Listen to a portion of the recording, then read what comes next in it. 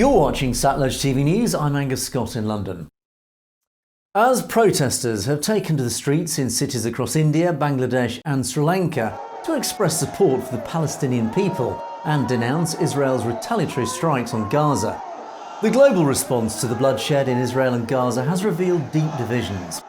With Western countries increasingly isolated on the global stage, it shows a trend that has gathered pace since the outbreak of the Ukraine war.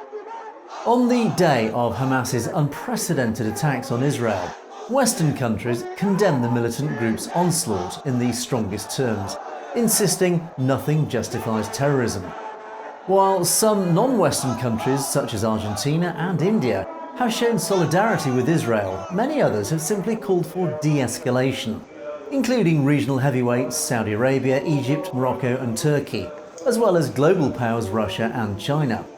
Algeria, Iran, Sudan and Tunisia have openly expressed support for Hamas, the Palestinian Islamist organisation that controls Gaza. Thousands of people across the Middle East gathered on Friday to demonstrate in support of the Palestinians, including in Jordan and Bahrain.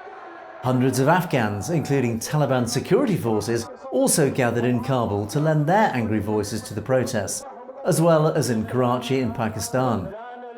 The war in Israel has further deepened a fissure already visible over the Ukraine conflict, which reveals the extent of this divide in the majority of the countries of the South, and particularly in Africa and in the Arab and Muslim world. In an increasingly fragmented world, all eyes are now on the fate of the Palestinian people.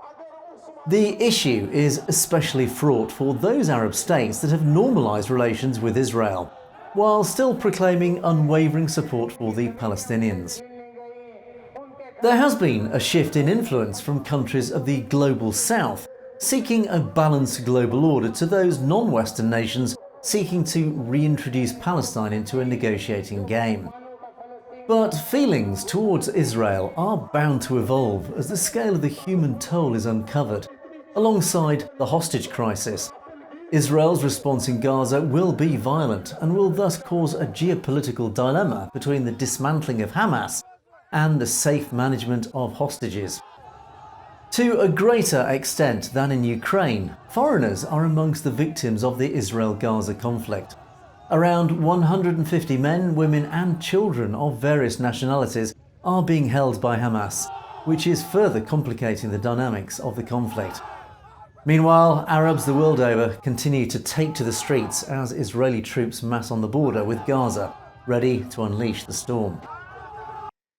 You've been watching Satluj TV News, and don't forget to click on that subscribe button to make sure you get to see stories as they're broadcast.